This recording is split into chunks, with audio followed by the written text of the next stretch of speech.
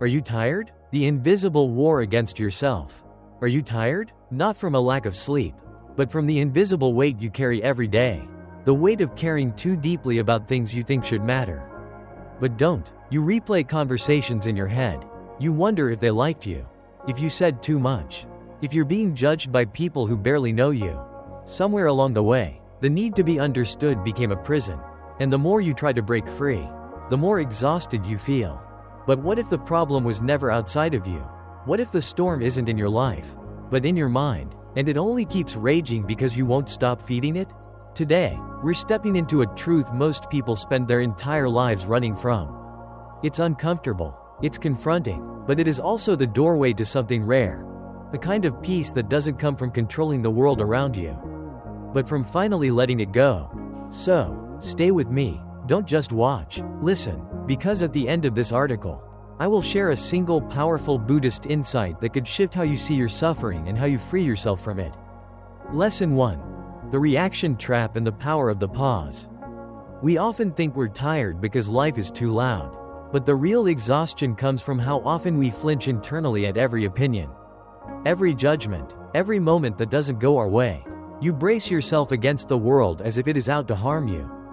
But what if the real struggle isn't the world, but your expectation that it should always feel gentle? In Buddhist teachings, the mind is compared not to a mirror, but to still water. When undisturbed, it reflects things as they truly are.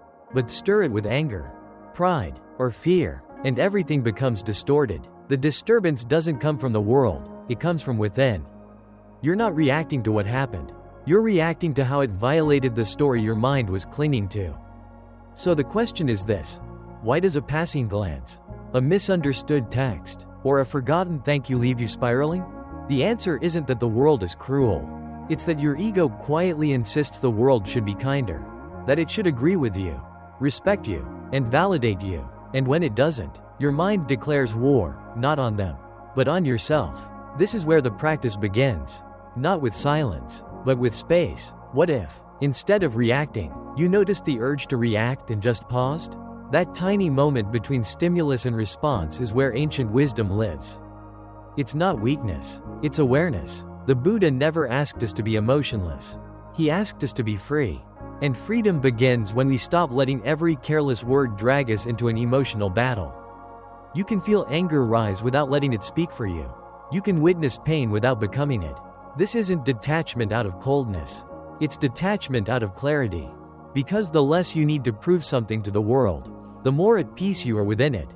So the next time you're triggered, don't ask, "Who hurt me?" but ask, "What belief am I protecting?" Let go of the need to be understood by everyone. Instead, understand yourself. That's where the mirror clears. That's where the fire dies without burning. And that's where real power, quiet, grounded, and lasting, begins. Lesson 2. The invisible strings that steal your peace. You say you're in control, but if you pause long enough, you might notice something else. Movements in your life that aren't entirely yours. You wake up and reach for your phone before your first breath. You say, "yes," with your mouth while your body says, "no." You're performing, pleasing, and pretending, and you don't even realize why. This isn't freedom, it's quiet conditioning. Invisible forces, expectations, fear, the need to be needed, have been shaping your choices like strings on a puppet. You didn't choose them, but they have chosen your responses for years. The Buddha didn't teach escape. He taught clarity. And clarity begins when you stop asking what's wrong with the world and start asking, what am I believing without questioning? Look closely. That pressure to be perfect. That fear of falling behind. That urge to prove yourself. These aren't random feelings. They are patterns, scripts, old reflexes from a mind that was taught it had to earn peace through effort, attention, and control. But here's the shift. Once you can name the pattern, you are no longer inside it. You become the observer. The one who sees the string, not just the one being pulled by it. Try this the next time your chest tightens over a comment or you feel the urge to explain yourself for the 10th time. Don't resist it, don't fight it, just ask, what am I chasing? Whose approval am I trying to keep? What fear is this emotion defending? That is how you cut the string. True minimalism isn't just about letting go of objects. It's about letting go of internal noise. It's about refusing to carry every thought like it's yours to obey. It's about giving yourself permission to not respond, not react, not defend. You are not the puppet. You are the hand that can finally, gently, put down the script. Lesson 3. The art of letting go, where peace begins. We live as if holding tighter will save us, as if gripping people, plans, and perceptions will somehow guarantee peace. But the harder you hold, the more life resists. It's like trying to catch wind with closed fists. You just end up tired, tense, and empty. Have you ever wondered why you feel so drained, even when nothing dramatic is happening? It's because your mind is always clutching to outcomes you can't control, to the fear of being misunderstood, to the endless weight of needing to get it right. Buddhist wisdom doesn't promise a perfect life. It invites you to stop demanding one, because suffering isn't found in what we lose. It's born in the grip that refuses to let go. The truth is uncomfortable. You don't need to fix every misunderstanding. You don't need to prove your heart to people who have already decided who you are. You don't need to make everyone happy. That's not your burden. It never was. What if peace isn't something you earn by getting everything right, but something that naturally appears when you stop trying so hard? Imagine your mind as an open sky, and every worry, every judgment, every expectation is a balloon you're clinging to. One by one, let them go. Watch what happens. The sky doesn't collapse, it clears. Letting go doesn't mean you stop caring. It means you care wisely. It means you choose where your energy flows and what truly deserves it. Start with small rebellions. Don't chase every notification. Don't answer every critic. Don't explain your soul to those who only hear noise. Protect your stillness like it's sacred, because it is. Ask yourself gently, what story am I still gripping today?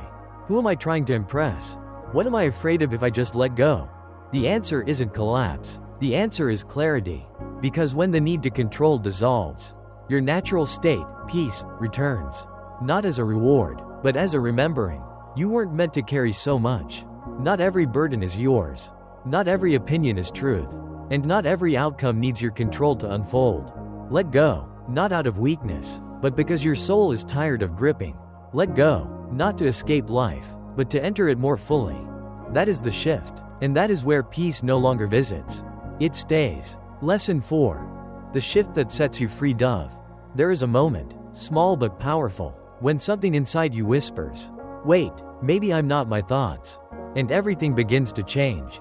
You've spent years believing every word your mind says, that you're behind, that you're not enough, that you must fix, prove, earn, and chase. And so you do. You run in circles inside your own head, mistaking the noise for truth, the storm for self. But here is the shift.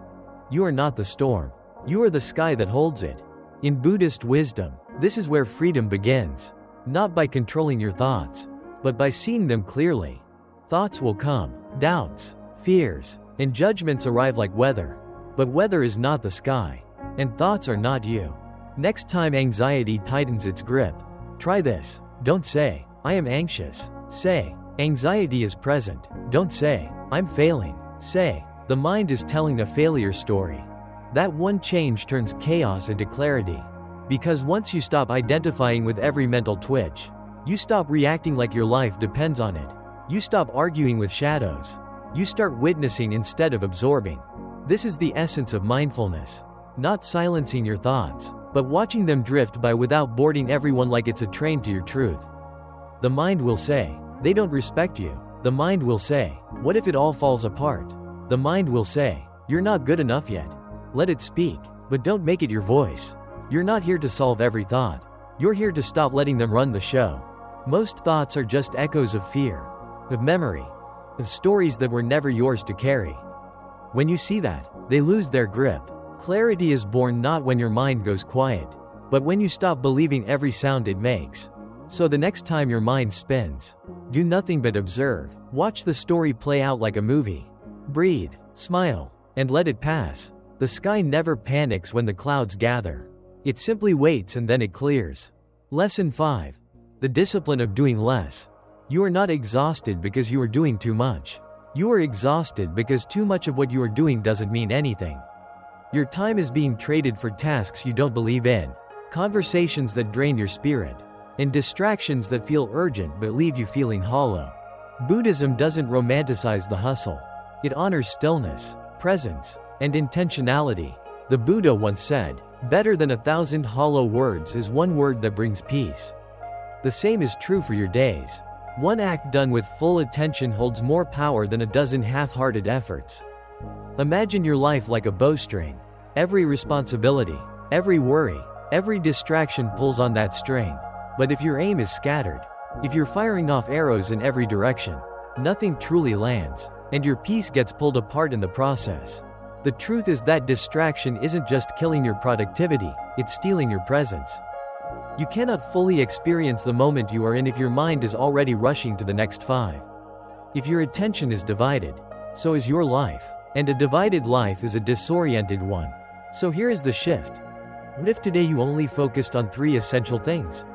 3 tasks, 3 intentions, 3 places where your presence truly matters, emotionally, spiritually, practically.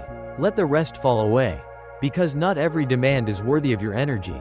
Not every request deserves a yes. Some things are just noise in disguise. You've been taught that success means doing more, producing more, and being constantly available. But real mastery isn't found in movement. It's found in meaning. It's not about checking every box. It's about showing up fully to what actually matters. Start small. That email that isn't urgent, let it wait. That phone call that drains you every time, you are allowed to skip it. That task on your list out of guilt, not purpose, cross it off. Reclaim your time not by filling it, but by filtering it. Doing less isn't laziness, it's courage. The courage to say, "This is where my peace lives. This is where I will show up. And the rest I release." And when you begin to live that way, deliberately, selectively, calmly, the noise starts to fade. Your days get quieter but deeper.